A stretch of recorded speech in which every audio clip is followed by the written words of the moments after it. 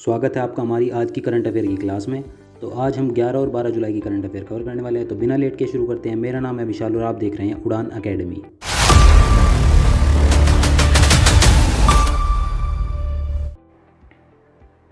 तो आज का पहला प्रश्न है, विश्व जनसंख्या दिवस किस तिथि को मनाया जाता है? तो इसका सही उत्तर है 11 जुलाई। तो विश्व की वर्तमान जनसंख्या लगभग 8 अरब से अधिक है, जिसमें भारत का योगदान 17.5% से अधिक हो चुका है तथा यूएन की रिपोर्ट के अनुसार हम अगले वर्ष के अंत तक चीन को जनसंख्या के मामले में पछाड़ देंगे। अगला प्रश्न है, विंबलडन चैंपियनशिप 2022 का ग्रैंड स्लैम एकल पुरुष खिताब किसने जीता? तो इसका सही उत्तर है एन जोकोविच तथा अन्य जीतने वाले खिलाड़ियों की सूची आपके सामने है। अगला प्रश्न है, international fund for agriculture development के नए अध्यक्ष के रूप में नियुक्त कौन हुआ? तो इसका सही उत्तर है अल्वारो लारियो, जिन्होंने गिलबर्ट हांगबो के स्थान पर पद ग्रहण किया है। कृषि के लिए अंतर्राष्ट्रीय कोष की स्थापना दिसंबर 1977 में की गई थी। इसका मुख्यालय रोम में स्थित है।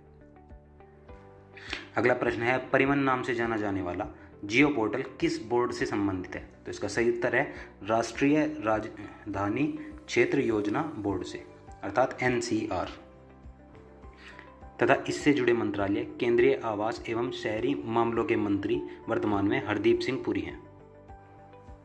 अगला प्रश्न है, हाल ही में श्रीलंका के प्रधानमंत्री पद से किसने इस्तीफा दिया? तो इसका सही उत्तर है रानिल विक्रमसिंघे। श्रीलंका में आए आर्थिक संकट के पश्चात रानिल विक्रमसिंघे ने प्रधानमंत्री पद से भी इस्तीफा दे दिया है तथा वर्तमान में वहां सर्वदलीय सरकार बनाने की संभावना नजर आ रही है। अगला प्रश्न है, निम्न में से कौन YSRCP के आजीवन अध्यक्ष के रूप में चुने गए? तो इसका सही उत्तर है YS जगनमोहन रेड्डी, जो राजशेखर रेड्डी के पुत्र हैं। अगला प्रश्न है, national high speed rail corporation limited के MD के रूप में किसे चुना गया? तो इसका सही उत्तर है राजेंद्र प्रसाद।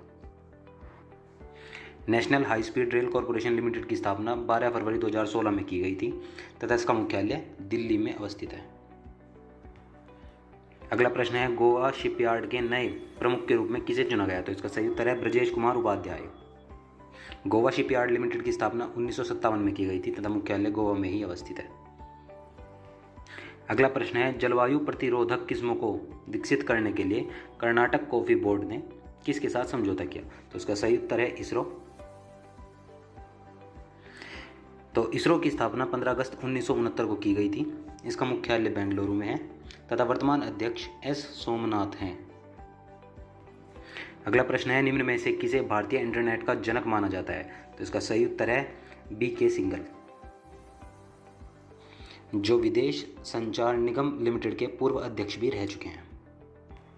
अगला प्रश्न है, राष्ट्रीय मत्स्य किसान दिवस किस दिन मनाया जाता है? तो इसका सही उत्तर है 10 जुलाई। अगला प्रश्न है, भारत ने अपनी अंतरिक्ष संपत्तियों को रक्षा प्रदान करने के लिए कौन सा मैनेजमेंट सिस्टम लॉन्च किया है? तो इसका सही उत्तर है IS4OM, जिसका मतलब है ISRO system for safe and sustainable space operation and management तथा वर्तमान में विज्ञान और प्रौद्योगिकी तथा पृथ्वी विज्ञान मंत्री डॉक्टर जितेंद्र सिंह हैं। अगला प्रश्न है, ऑस्ट्रियन ग्रैंड पिक्स 2022 निम्न में से किसने जीता? तो इसका उत्तर है चार्ल्स लेक्लर। अगला प्रश्न है, निर्माणाधीन नए संसद भवन की छत पर प्रधानमंत्री द्वारा किस प्रतिमा का अनावरण किया गया? तो इसका सही उत्तर है अशोक स्तंभ। अशोक स्तंभ भारत का राष्ट्रीय चिन्ह है। मौर्य साम्राज्य के सम्राट अशोक के सारनाथ स्तंभ से यह लिया गया है। यह 26 जनवरी 1950 को अंगीकृत किया गया था।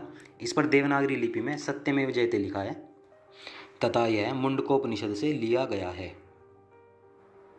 बनाई गई प्रतिमा का कुल भार 9500 किलो है तथा इसकी कुल ऊंचाई 6.5 मीटर है।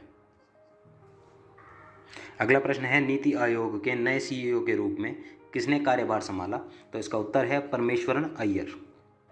अब नीति आयोग की स्थापना 1 जनवरी 2015 को की गई थी, जो योजना आयोग के स्थान पर बनाया गया था तथा इसके अध्यक्ष प्रधानमंत्री होते हैं। अगला प्रश्न है, निम्न में से किसने व्यक्तिगत कैंसर के निदान के लिए AI टूल विकसित किया? तो इसका उत्तर है IIT मद्रास। हाल ही में किस एयरलाइन को उसका एयर ऑपरेटर सर्टिफिकेट प्राप्त हुआ? तो इसका सही उत्तर है असाका एयर। इसकी स्थापना हाल ही में 2021 में की गई थी तथा मुख्यालय मुंबई में है। और आज का अंतिम प्रश्न है, दक्षिण कोरिया में चल रहे मिसेज यूनिवर्स डिवाइन किताब को किसने जीता? तो इसका सही उत्तर है पल्लवी सिंह। ये इससे पहले मिसेज इंडिया तथा एशियाई स्तर इंडो एशिया यूनिवर्स का खिताब भी जीत चुकी हैं। तो ये था हमारा आज का अंतिम प्रश्न।